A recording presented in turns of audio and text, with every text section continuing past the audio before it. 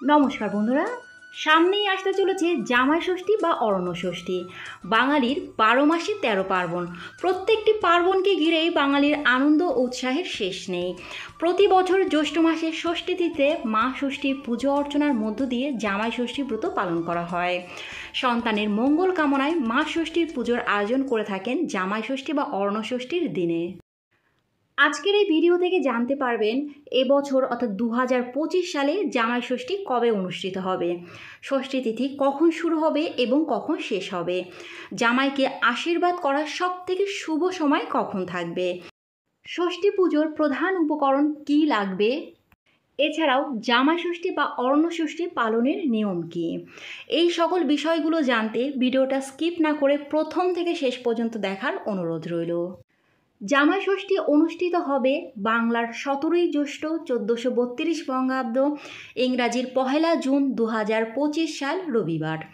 ষষ্ঠী তিথি শুরু হবে তার আগের দিন অর্থাৎ বাংলার 16ই জ্যৈষ্ঠ, ইংরাজির 31শে মে শনিবার রাত 12টা 34 মিনিট থেকে।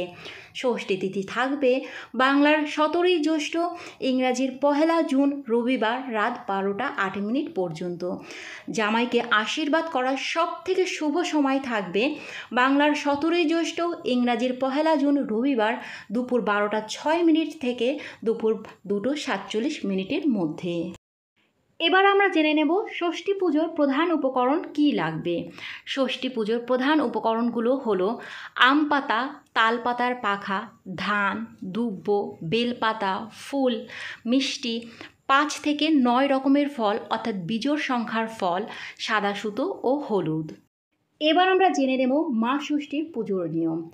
জামাই ষষ্ঠীর দিনে শাশুড়ি মায়েরা স্নান করে শুদ্ধ বস্ত্র পরে নেন। শাস্ত্রমতে এই পুজোয় কাঁঠাল পাতার উপরে 5 বা 7 রকম বা 9 রকমের অর্থাৎ বিজোড় সংখ্যার ফল কেটে সাজিয়ে রাখা হয়। জ্যৈষ্ঠ মাসে আম, কাঁঠাল, লিচু, জাম প্রভৃতি ফল পাওয়া যায়।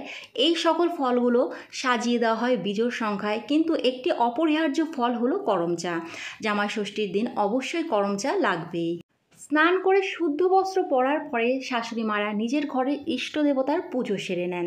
তারপরে ঘটে জল ভরে তার ওপরে রাখা হয় আম পাতা, পাশে রাখা হয় একটা তাল পাতার পাখা, একগুচ্ছ দুব্ব অর্থাৎ 108টি দুব্ব একসাথে আটি বেঁধে রাখা হয়। একটি সাদা সুতো হলুদে রাঙিয়ে ফুল, দুব্বা, বেলপাতা দিয়ে গিট বেঁধে তৈরি করা হয় ডোর। একে বলা হয় মা ষষ্ঠীর ডোর। এরপরে দেবী ষষ্ঠীর পুজো শুরু করতে হয়।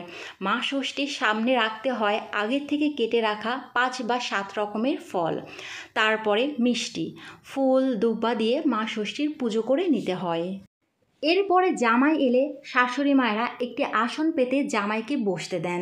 তারপরে তার সামনে একটি তেল বা ঘিয়ের প্রদীপ জ্বালিয়ে তার কপালে দইয়ের ফোঁটা দেওয়া হয়। তারপরে দুর্বার আটি ঘটের জলে ভিজিয়ে তালপাতার পাখার সঙ্গে ধরে জামাইকে বাতাস দেওয়া হয় আর বলা হয় 60-60। এরপরে জামাইয়ের কবজিতে বেঁধে দেওয়া হয় ষষ্ঠীর ডোর। এই সকল নিয়ম সম্পন্ন হয়ে যাওয়ার পরে শাশুড়ি মায়েরা বিভিন্ন ধরনের ফল কেটে দই মিষ্টি সহ জামাইদের সামনে আপ্যায়নের জন্য দিয়ে থাকেন। জামাই ষষ্ঠীর দিনে যেহেতু শাশুড়ি মায়েরা মা ষষ্ঠীর পুজো করে থাকেন, তাই এই দিন মা ষষ্ঠী পুজো করার পরে জামাই ষষ্ঠীর যাবতীয় নিয়ম পালন করবেন এবং উপবাস ভঙ্গ করে আপনারা নিরামিষ আহার গ্রহণ করবেন। বন্ধুরা, আজকের ভিডিওটা এই পর্যন্তই। যদি ভালো লাগে লাইক কমেন্ট করবেন। পরবর্তী এই রকম আরও ভিডিওর আপডেট পাওয়ার জন্য চ্যানেলটি সাবস্ক্রাইব করে পাশে থাকবেন। নমস্কার।